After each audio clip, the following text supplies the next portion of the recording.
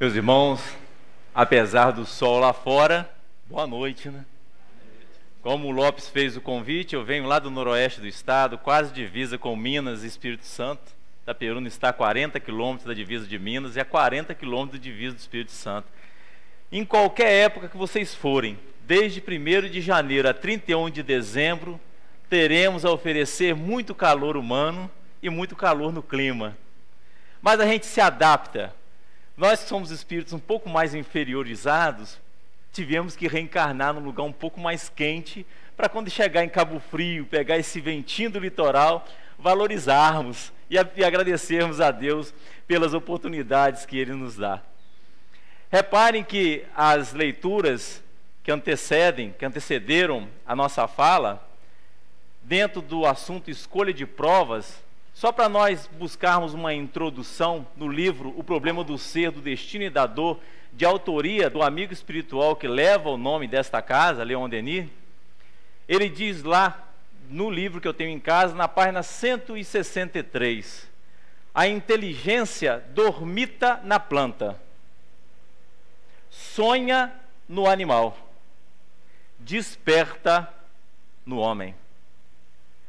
Pela nossa inferioridade, temos que ver que dentro da escala evolutiva, ainda somos crianças espirituais.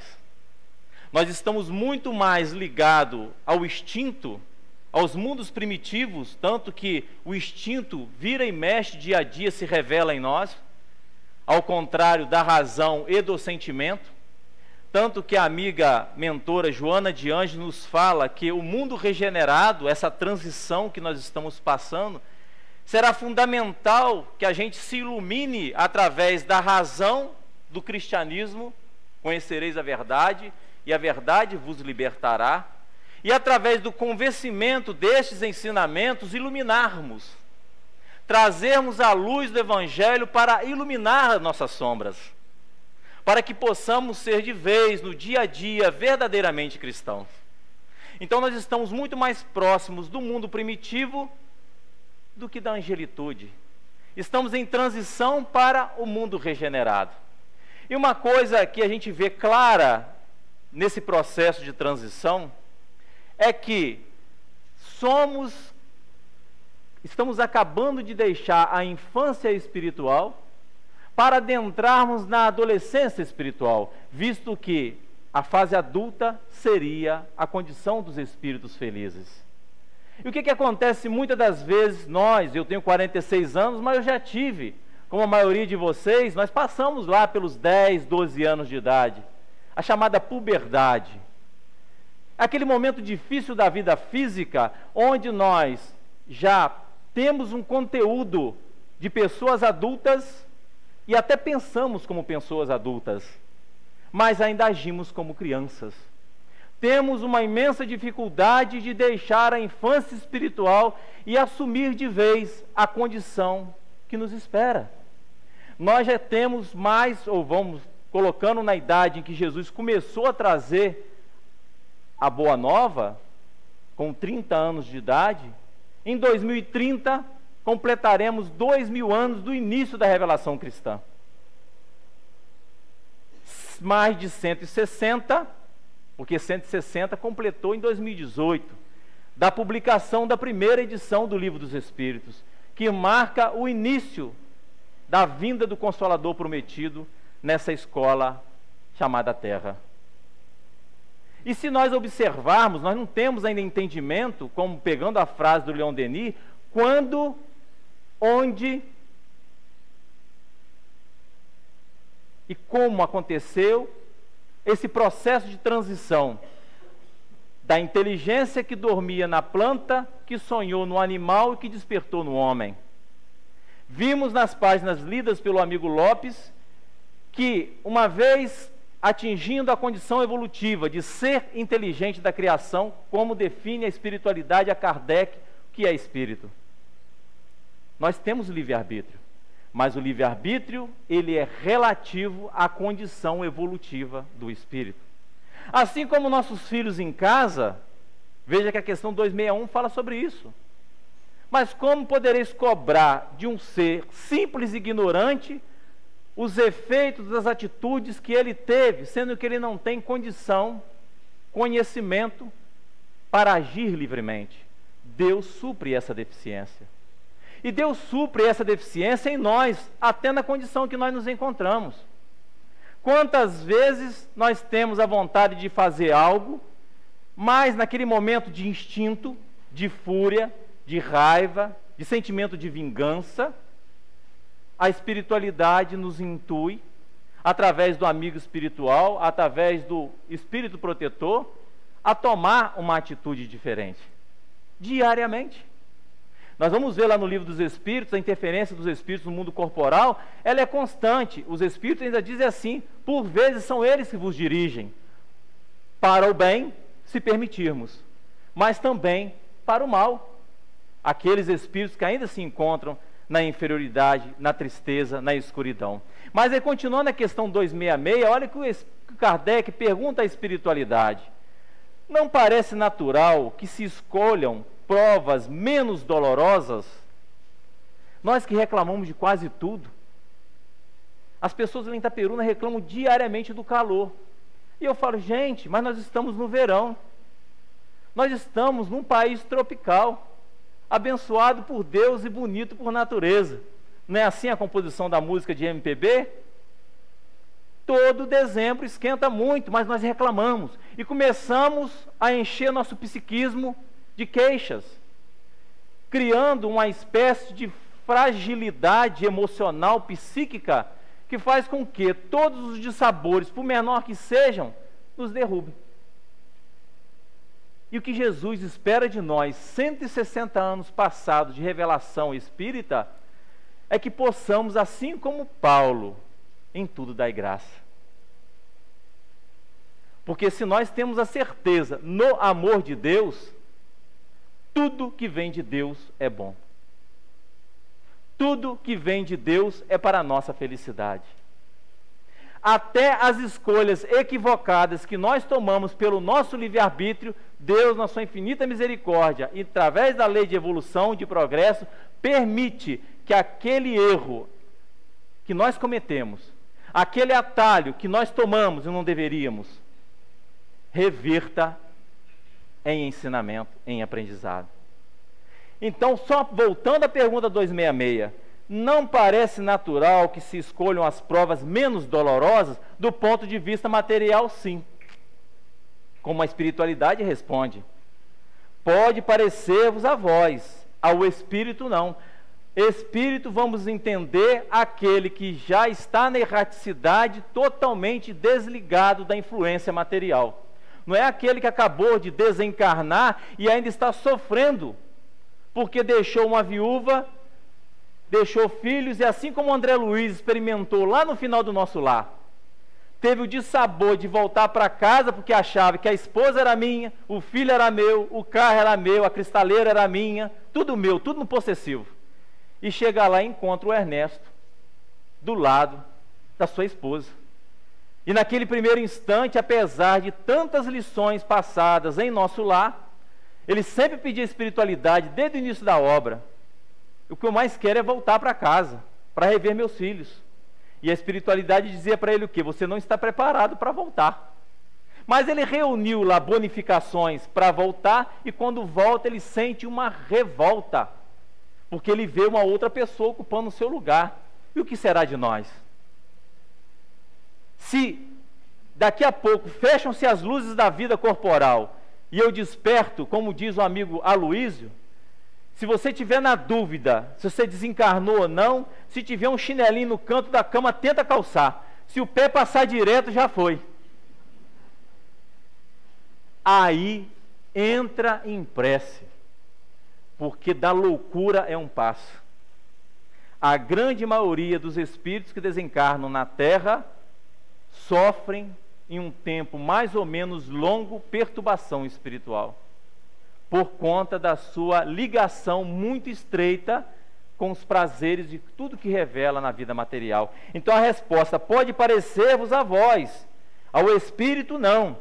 Logo que este se desliga da matéria, da influência da matéria, do mundo físico, cessa toda a ilusão e outra passa a ser a sua maneira de pensar. Se nós formos no livro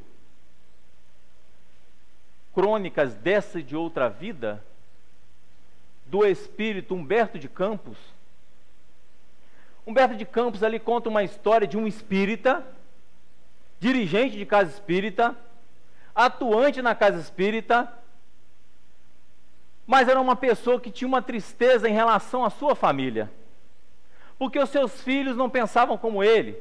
A vida conjugal não era aquele mar de flores, não é aquele conto de fadas, mas ele, pelo conhecimento espírita, sentia-se obrigado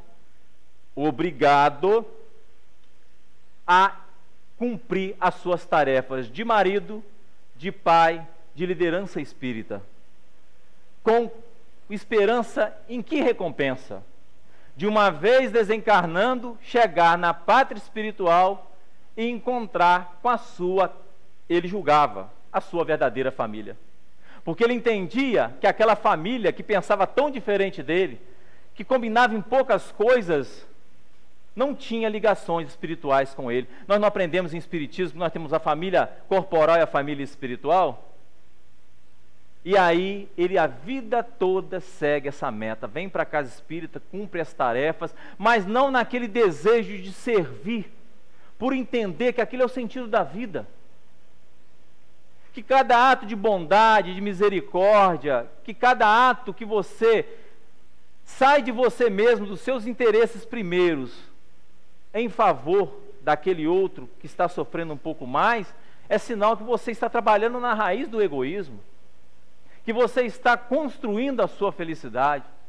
Aí ele desencarna, chega na pátria espiritual, e a primeira pergunta que ele faz à espiritualidade: eu quero encontrar com a minha família espiritual. E os espíritos foram, de certa forma, levando o evangelho ao coração dele, para, de certa forma, trabalhar a sua ansiedade, até a sua perturbação, até que no momento propício revelou para ele: meu amigo, mas qual família que você procura? A minha família espiritual. Porque aquela família que eu reencarnei, aquela tinha algum grau de endividamento lá, foi imposto a vinda com aqueles companheiros. Aí a espiritualidade revela para ele: não, meu amigo, mas aquela é a sua família espiritual. Você implorou a Deus para vir com aquela companheira e com aqueles filhos. E às vezes nós reclamamos do cônjuge, mas qual o passo que nós estamos dando adiante para que se harmonize o lar? Ou estamos sempre esperando o passo do outro? O verdadeiro cristão sempre dá o primeiro passo. O verdadeiro cristão não espera o passo do outro, porque ele já se cristianizou. Se não plenamente, pelo menos do ponto de vista da alfabetização cristã, ele já está bem entendido e bem sentido em seu coração. Pensemos nisso. Mais adiante nós vamos na questão 267. Pode o espírito proceder à escolha de suas provas enquanto encarnado? Vejamos que quase sempre acontece na erraticidade, porque o espírito, uma vez desprendido dos laços materiais, ele tem uma visão mais ampla das suas reais necessidades. Onde ele fracassou, quais eram as vicissitudes que ele deveria combater e, uma vez mergulhado na matéria, ele não combateu, quais são os valores e princípios que ele deveria seguir, mas não abriu mão para questões temporais. Como fazemos isso? E aí a resposta da espiritualidade: o desejo que então alimenta pode influir na escolha que venha a fazer, dependendo isso da intenção que o anime. Dá-se, porém, que como espírito livre, quase sempre vê as coisas de modo diferente. É o que eu acabei de falar. Uma vez encarnados, a nossa visão fica mais restrita. Ainda mais porque somos influenciados muito no meio em que vivemos, no meio em que reencarnamos. O espírito por si só é quem faz a escolha. Entretanto, ainda mais uma vez dizemos, possível é fazê-la quando encarnado, mesmo na vida material. Por isso que há sempre momentos em que o espírito se torna independente da matéria, que lhe serve de habitação.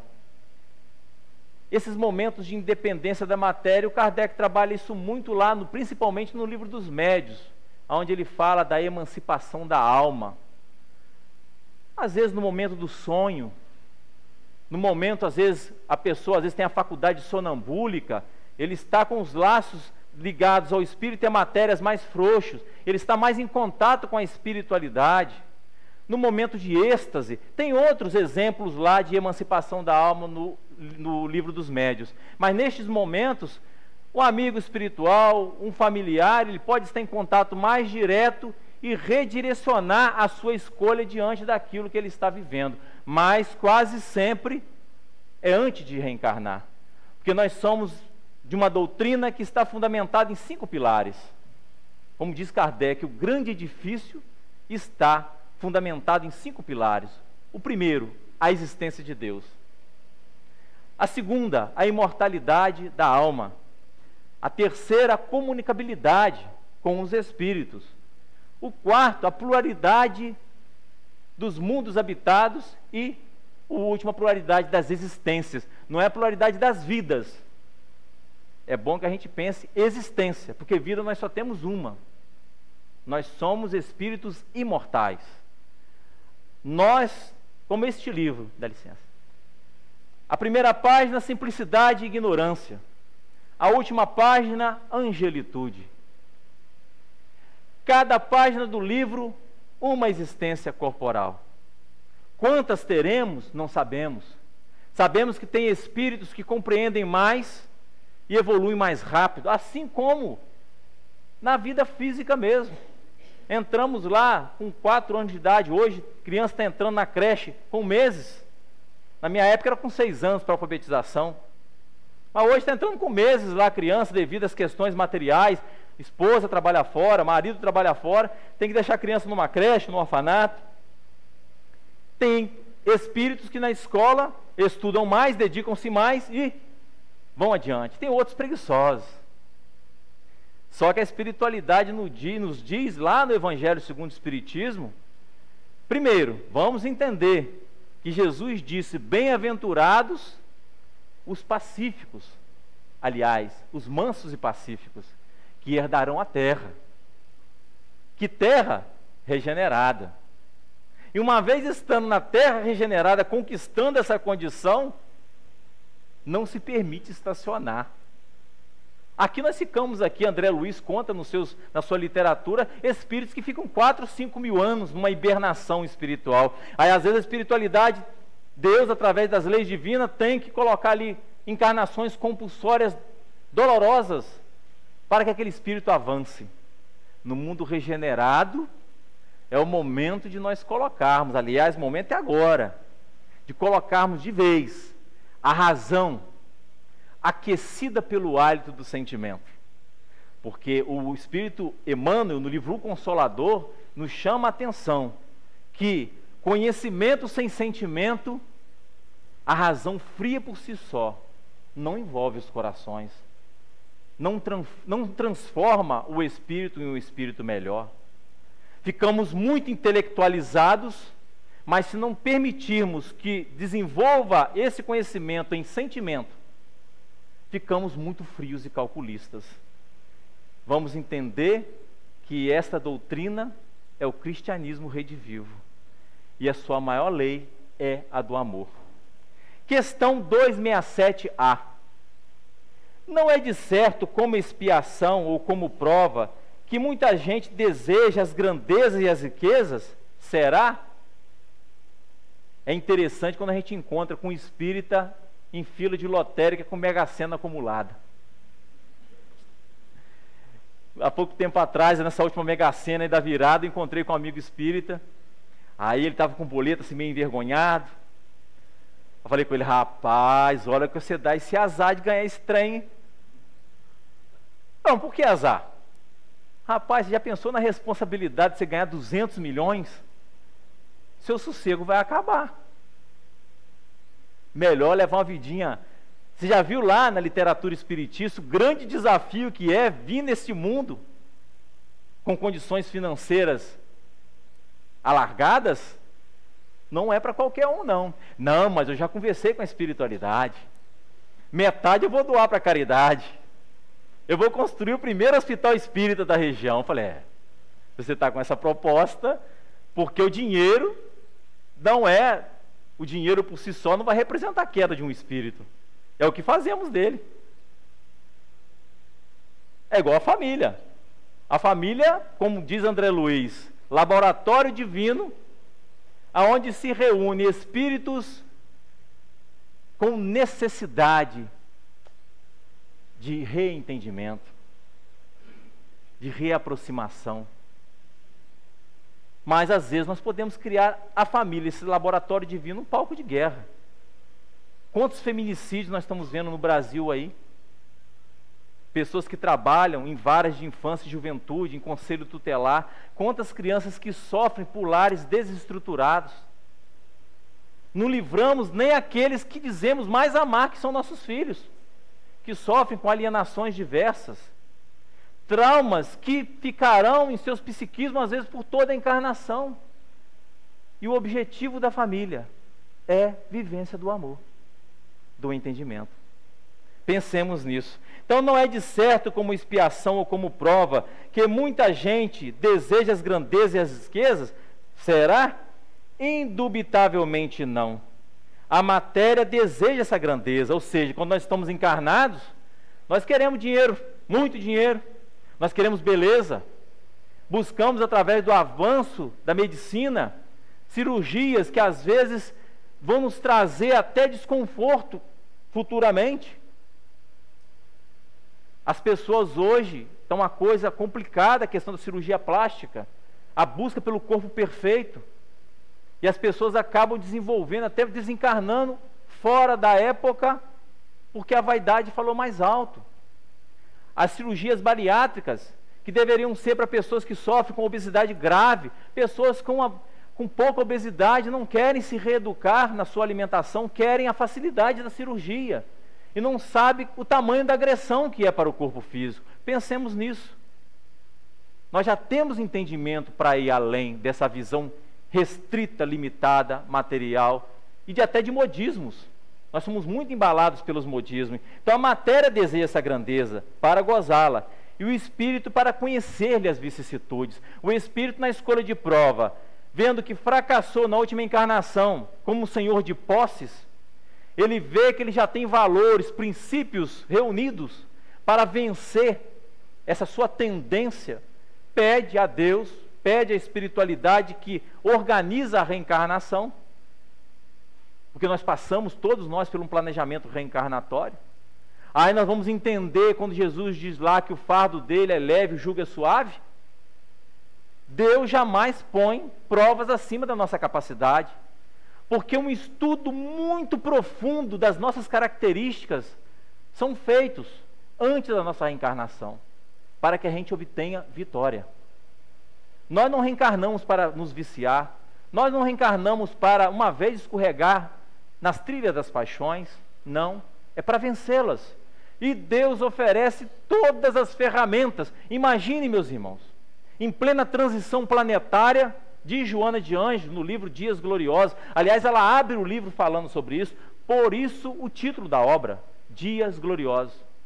Enquanto às vezes a gente fica à frente de jornais sensacionalistas que abordam as tragédias do mundo em tempo real em 1 hora, a Joana vem falar, para nós encarnados na Terra, de todas as nossas existências, este é o momento mais propício à nossa evolução.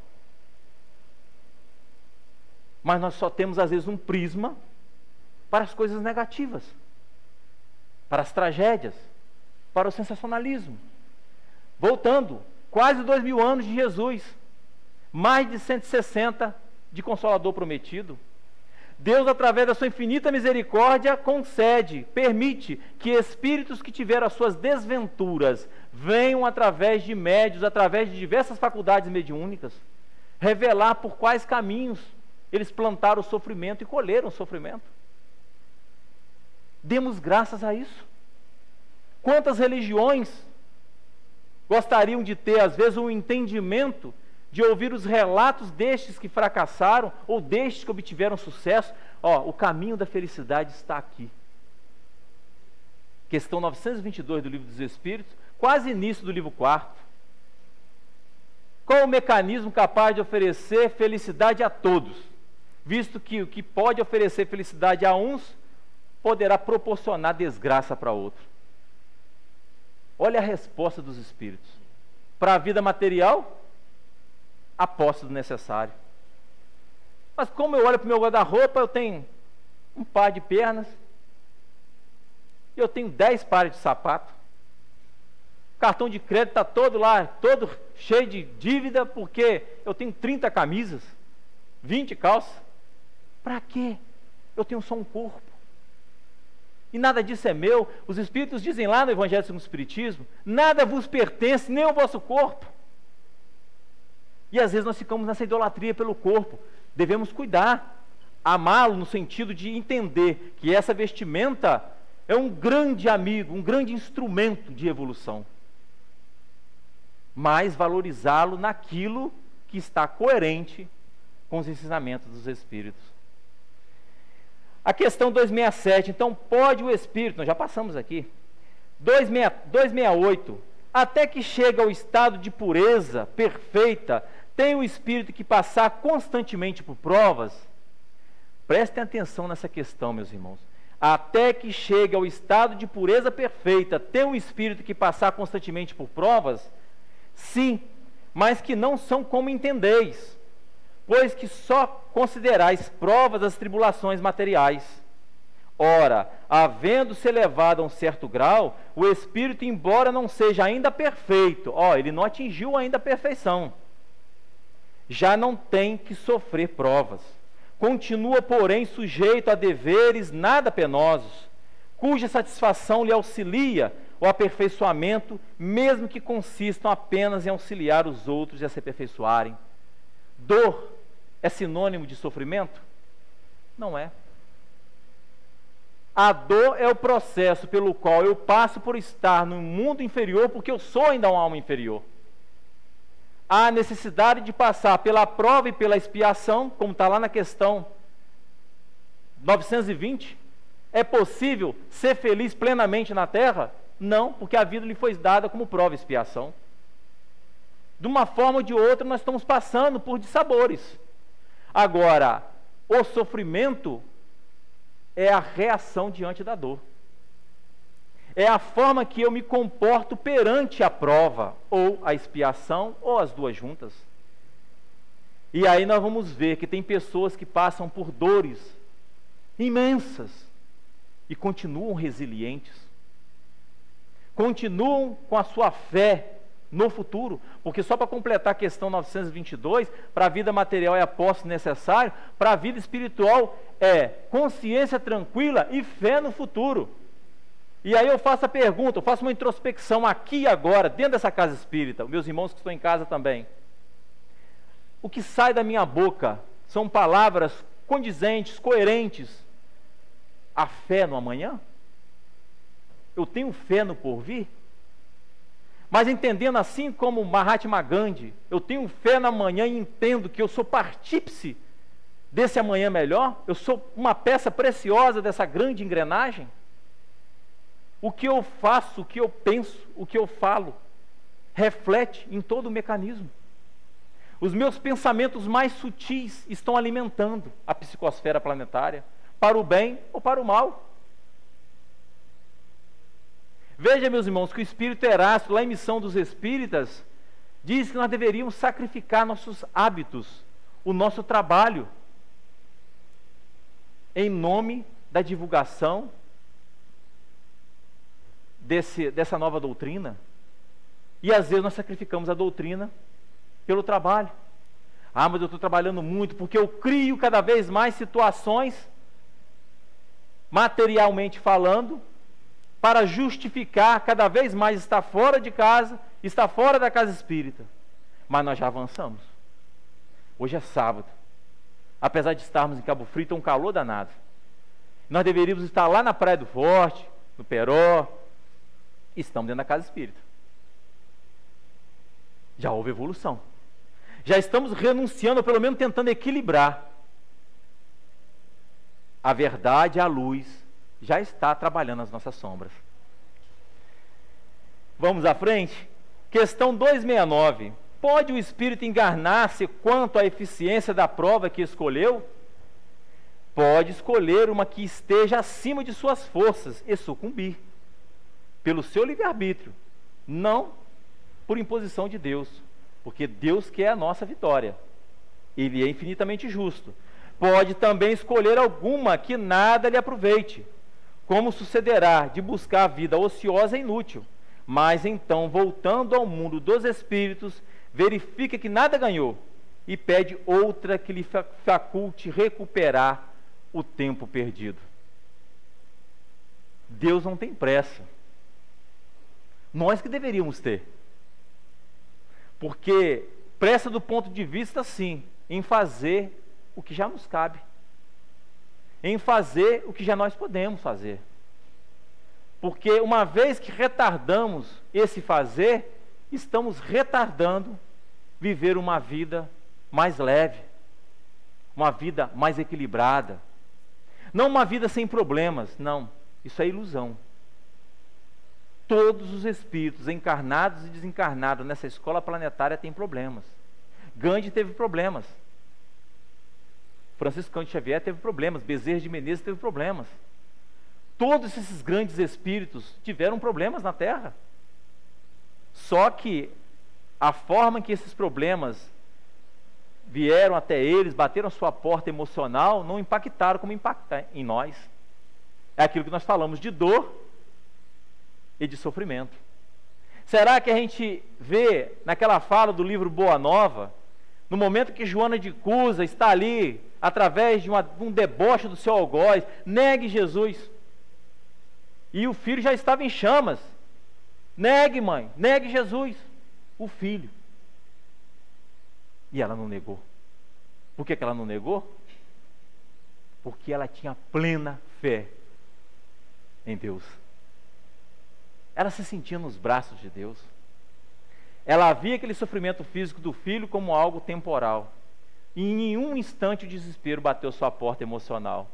Assim como aqueles que foram lançados às feras. Trazia, como está lá no livro Ave Cristo, aqueles algozes ficaram horrorizados de ver aqueles cristãos, alguns cantando, alguns sorrindo, diante de tanta violência. Mas eles tinham certeza no amor de Deus. E aí nós vamos chegar ao momento de falar como Paulo disse: não é mais o Cristo não sou eu mais que estou no Cristo, mas é o Cristo que está vivo dentro de mim. Nós podemos isso, meus irmãos. Jesus disse certa vez lá em Mateus: vós sois o sal da terra, vós sois a luz do mundo. Podereis fazer tudo o que eu faço e muito mais. Nós não somos perfeitos, mas somos perfectíveis. E tem um brilho, uma centelha divinal que pulsa dentro de nós. Precisamos permitir que ela brilhe.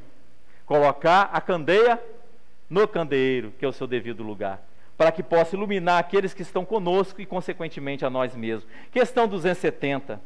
Ao que se deve atribuir as vocações de certas pessoas e a vontade que sente de seguir uma carreira, de preferência a outra. Uma prova real da reencarnação, uma das muitas. Espíritos que, quando crianças, já são vocacionados. Nunca fizeram uma aula de música, pegam um piano e tocam como se fosse um músico. E olha que para ter noção básica de piano, precisam ser de 11, 12 anos. Toca piano clássico. Simplesmente uma lembrança que está lá no inconsciente, abre uma porta em seu psiquismo, e ele toca como tocava quando era músico em uma outra existência. Na pintura, quantos jovens fazem pinturas belíssimas que a pessoa que é crítico de pintura e fala: foi essa criança que fez isso? Ele participa de aulas de pintura. Está ali a prova real da reencarnação. Aquela criança que diz: eu vou ser médico, e a vida toda dedica à medicina, e é um grande profissional porque ele já está familiarizado, não é a primeira vez, e outras profissões mais. Então vamos à resposta da espiritualidade. Parece-me que vós mesmo podeis responder a esta pergunta, pois não é isso a consequência de tudo que acabamos de dizer sobre a escolha das provas e sobre o progresso efetuado em existência anterior? Mas, se nós não descobrirmos ainda a nossa vocação, nós temos inteligência, nós temos capacidade de nos adaptar. Aliás, vejo pessoas, às vezes, que dizem serem felizes, porque queriam determinada profissão e hoje exercem outra. E às vezes ficam lá porque meu pai não possibilitou um bom estudo, porque isso, porque aquilo. Existem dois caminhos: brigar com a vida e ser infeliz, ou provar para si mesmo que você é capaz de se adaptar a tudo. Ou eu faço o que eu gosto, eu aprendo a gostar do que eu faço. Aprender a gostar do que faz com que o que eu faço acaba envolvendo as pessoas que estão apreciando ou dependem daquele serviço, daquela tarefa, daquela atividade. Então que brilhe a nossa luz, que também nós estaremos aprendendo o tempo todo. A questão 271, estudando na erraticidade as diversas condições em que poderá progredir, como pensa o espírito consegui-lo nascendo, por exemplo, no meio de canibais? Um espírito mais evoluído quer reencarnar no meio de canibais. E aí a resposta dos espíritos: entre canibais não nascem espíritos já adiantados, mas espíritos da natureza dos canibais, ou ainda inferiores aos destes. Sabemos que os nossos antropófagos não se acham no último degrau da escala espiritual, e que há mundos onde a bruteza e a ferocidade não têm analogia com a da Terra. Nós vamos lá no capítulo 3 do Evangelho segundo o Espiritismo, que fala há várias moradas na casa do Pai. No item 8, mundos inferiores e mundos superiores. A espiritualidade traz ali algumas características inicialmente da Terra, como uma escola ainda inferior, e nos diz: superioridade e inferioridade é muito mais relativo do que absoluto. Vejamos que a nossa escola planetária, ela é um mundo de terceira ordem, é um mundo ainda de prova e expiação, onde a grande massa populacional é de espíritos a partir da 5ª classe. Vamos lá na escala espírita, são 3 ordens, 10 classes. A primeira ordem, espíritos celestes; a segunda ordem, 4 classes: espíritos prudentes, superiores, espíritos sábios, e espíritos, tem uma quarta aí: prudentes, superiores, sábios e benevolentes. Da 5ª classe à 10ª classe, dos espíritos neutros até os impuros, eis o planeta Terra. Mas existe aí uma meia dúzia de espíritos felizes. São espíritos que vêm ser, logicamente, abaixo do Cristo, guias e modelos para a sociedade. Nós citamos aí um Franciscano de Xavier, uma Madre Teresa de Calcutá, e outros mais, São Francisco de Assis, um João Evangelista. Espíritos que estão muito à frente de nós e vêm, por missão, reencarnar no nosso meio para trazer evolução. Agora, nós não reencarnamos no meio destes. Agora, existem escolas planetárias mais atrasadas do que os nossos primitivos aqui, porque estão no mundo primitivo, e nós não somos mundo primitivo mais. Mas só para terminarmos esse item 8, os espíritos dizem assim: ainda na Terra existem espíritos remanescentes da época primitiva, e não é difícil da gente visualizá-los. Há pouco tempo atrás, numa ilha aí, um jovem pesquisador, um fotógrafo, não sei, tentou entrar numa ilha de uma tribo selvagem. O que aconteceu com ele? Foi morto a flechadas. Vivem totalmente, não querem contato nenhum com civilização. Quando passa o helicóptero ali daquela Discovery, Geography, Explorer, etc., esses meios aí que divulgam natureza, geografia, eles lançam flechas. O que falar dos integrantes, dos elementos que compõem lá o Estado Islâmico? Remonta à ideia de Gengis Khan, aqueles espíritos bárbaros, espíritos sanguinários. O que falar dos aborígenes lá na Austrália? São espíritos que não conseguem ainda viver no mundo civilizado. Por quê? Neles só fala ainda o instinto. Puramente o instinto. Então está lá o item 8 do capítulo 3, há várias moradas na casa do Pai. A questão 272, nós estamos chegando e faltando 10 minutos. Poderá dar-se que os espíritos vindos de um mundo inferior à Terra, ou de um povo muito atrasado, como os canibais, por exemplo, nasçam no seio de povos civilizados? É a pergunta ao inverso da 271. E a resposta: pode. Há alguns a que se extraviam por quererem subir mais alto, mas nesse caso ficam deslocados no meio em que nasceram, por estarem seus costumes, instintos em conflito com os dos outros homens. Tais seres nos oferecem o triste espetáculo da ferocidade dentro da civilização. Voltando para o meio dos canibais, não sofre uma degradação, apenas volve ao lugar que lhes é próprio e com isso talvez até ganhe. Então é o contrário da questão 271. Às vezes pode até renascer esses espíritos atrasados em nosso meio, mas eles precisam retornar para o meio onde eles estão adaptados ao nível de evolução deles, porque senão isso aí trará dificuldades para eles, para aqueles que convivem com eles. Questão 273. Será possível que um homem de raça civilizada reencarne por expiação numa raça de selvagens? E nós vimos isso em algumas obras da literatura espírita, não são poucas, mas vamos à resposta. Mas depende do gênero da expiação. Um senhor que tenha sido de grande crueldade para os seus escravos. Basta a gente lembrar que muitos daqueles negros que foram trazidos no tráfico negreiro para o Brasil, na época do Brasil colônia, foram senhores que escravizaram na Europa e reencarnaram na África para passarem pelos mesmos dissabores que eles fizeram seus irmãos passarem. Muitos, não foram poucos. E aí continua. Um senhor que tenha sido de grande crueldade para os seus escravos poderá por sua vez tornar-se escravos e sofrer os maus tratos que infligiu a seus semelhantes. Um que em certa época exerceu mando pode em nova existência ter que obedecer aos que se curvaram ante a sua vontade. E nós colocamos um exemplo aqui que está lá no livro Céu e Inferno. Na segunda parte daquela obra temos depoimentos de espíritos de diversas condições, suicidas, endurecidos, espíritos felizes, criminosos. E aí nós pegamos o exemplo do Max, o mendigo. O Max, ele vivia numa região chamada Baviera, e ele com 50 anos de idade, ele ficou paralítico, de uma família muito pobre. Ele passou a vender almanaques próximo a um castelo, e ele ficou muito familiarizado que ele era muito educado, ele era muito fino.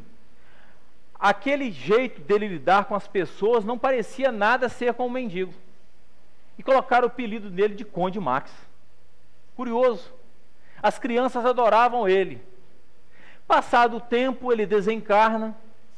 E após um tempo de desencarne, ele, através de um sonho, ele se comunica com uma jovenzinha que orava por ele. E olha o que ele diz, lá no livro Céu e Inferno. Morri cedo, exausto pelos excessos, mas sem ter, de fato, experimentado qualquer desgraça real. Ele está falando aqui da sua última existência, não como mendigo. Ao contrário, tudo parecia sorrir-me, a ponto de passar por um dos seres mais ditosos do mundo, do ponto de vista material, tá, gente? Ele tinha muito poder, ele tinha muito dinheiro, muita influência social. Tive funerais suntuosos e os boêmios lamentavam a perda do ricaço. Mas a verdade é que sobre o meu túmulo nenhuma lágrima se derramou, nenhuma prece por mim se fez a Deus de coração, enquanto minha memória era amaldiçoada por todos aqueles para cuja miséria contribuíra. Ele escravizou, ele aproveitou da condição daquelas pessoas que viviam aos arredores, e ele sofreu as consequências disso. Tudo era aparente, aquela felicidade, tudo aquilo era falso. Uma vez desencarnado, ele cai na real. E aí ele, naquele momento de sofrimento, cansado por fim, o preço. Qual viajor que não lobriga o termo da jornada, exclamei, meu Deus, compaixão de mim, quando terminará essa situação horrível? Então uma voz, primeira que ouvi depois de haver deixado a terra, disse, quando quiseres. Nós vamos lá no livro O Céu e o Inferno, tem lá o Código Penal da Vida Futura. No 16º artigo, como que nós vamos nos libertar dos nossos débitos, das nossas falhas, das situações desequilibradas, das atitudes infelizes conosco e perante o nosso semelhante? Primeira, arrependimento. Segundo, expiação. Terceiro, reparação. Então ali ele já se encontrava em arrependimento. Então, repliquei: dizei que a tudo me sujeitareis. Ele fala para aquela voz que ele ouviu na sua intimidade. É preciso o arrependimento, é preciso te humilhares, que intercedam por ti. Porque a prece do ofendido que perdoa é sempre agradável ao Senhor. E termina: eu me humilhei e eu pedi aos meus vassalos e servidores que ali estavam diante de mim, e cujos semblantes, pouco a pouco, mais benévolos, acabaram por desaparecer. Isso foi para mim como que uma nova vida. O desespero dava lugar à esperança, enquanto eu agradecia a Deus com todas as forças de minha alma. Que nós façamos a mesma coisa. Todos nós fizemos nossas escolhas antes de reencarnar. Em primeiro lugar, jamais reclamaremos, questionaremos a bondade de Deus. Por que Deus me deu esse filho? Por que Deus me deu essa família? Por que Deus me colocou numa cidade que faz 40 graus na sombra? Por que Deus me colocou no Brasil, que só tem político corrupto? Com certeza há por trás de tudo isso uma abençoada oportunidade de evolução. Entremos em paz com Deus, no sentido de entender as suas leis, no sentido de entender que Ele é infinitamente justo e bom, e que possamos a cada dia, ao amanhecer, diante do primeiro respirar: Senhor, muito obrigado. Muita paz para vocês.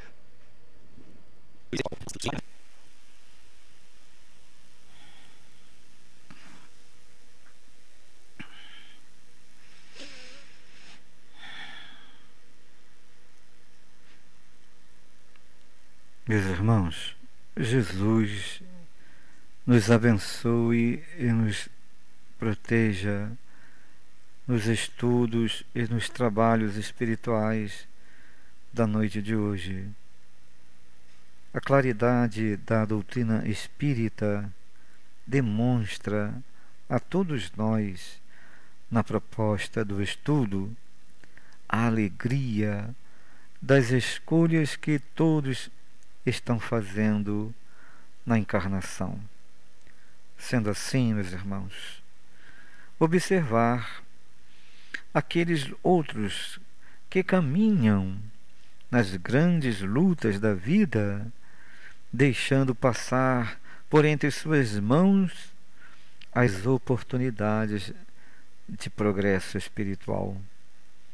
Ah, caros irmãos, quando cada um aqui presente é convidado para desenvolver uma tarefa específica, seja ela de escolha de um trabalho em outra região, trabalho profissional, seja também a família que pretende se deslocar por conta da moradia para outro bairro, seja também, caros irmãos, a visão de algo que esperam de uma outra localidade que lhes tragam mais paz, saibam compreender que, por mais que isto pareça algo natural na vida do ser humano, vejam profundamente para onde estão sendo arrastados. Vejam profundamente do que é necessário, os objetivos, e, identificando progresso espiritual, observem se não estão sendo tirados dos pontos de vocês de ação de elevação na proposta do bem. Quantos filhos se afastam de seus pais com proposta de mudanças, porque não suportam mais os vossos lares?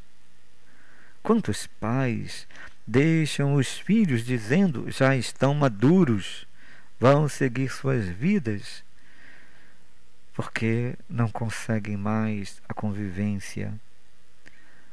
Quantos amores são desfeitos por arrastamentos das paixões, porque o encarnado, o par, o homem ou a mulher, não compreende nesse instante a tomada de decisão para uma união estável e se deixa arrastar por paixões de outros corações.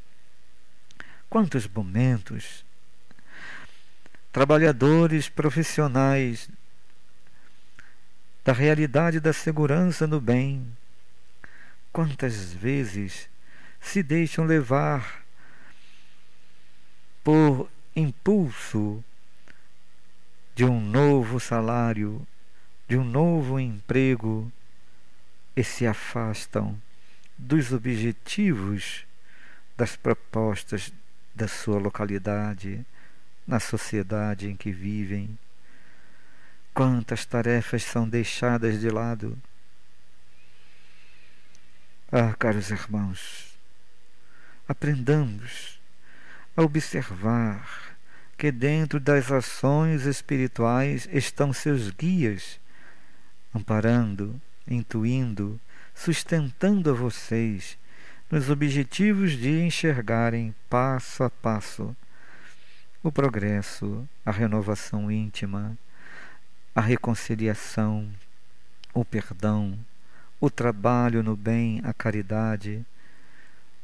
Mas também existem outros espíritos que não vos aceitam, outros espíritos que não compreendem a busca de todos vocês no bem, que conhecem a vocês de outras encarnações, e eles vêm cobrar posicionamentos melhores e muitas vezes retiram os bons pensamentos de vocês, intuindo, irradiando para a mente de vocês os mesmos arrastamentos do passado, da conduta, da maledicência, da luxúria, da sensualidade, dos vícios. Ah, caros irmãos, é necessário compreender os objetivos espirituais que a doutrina espírita vem nos trazer e perceber claramente o amor dos nossos pais, dos vossos pais, o amor daqueles que se organizam para recebê-los e amparam a todos vocês quando no corpo e mesmo após desencarnarem como irmãos fora do corpo, desencarnados. São eles que se organizam primeiro, e também são vocês pais que se organizam para receber os seus filhos, todos espíritos, com provas, com expiações necessárias nas lutas do corpo, na saúde, nas grandes lutas da demência, do desequilíbrio, nas grandes dependências. Todos estão com provas e expiações necessárias do aprimoramento do amor. Grande obra de Deus, família universal.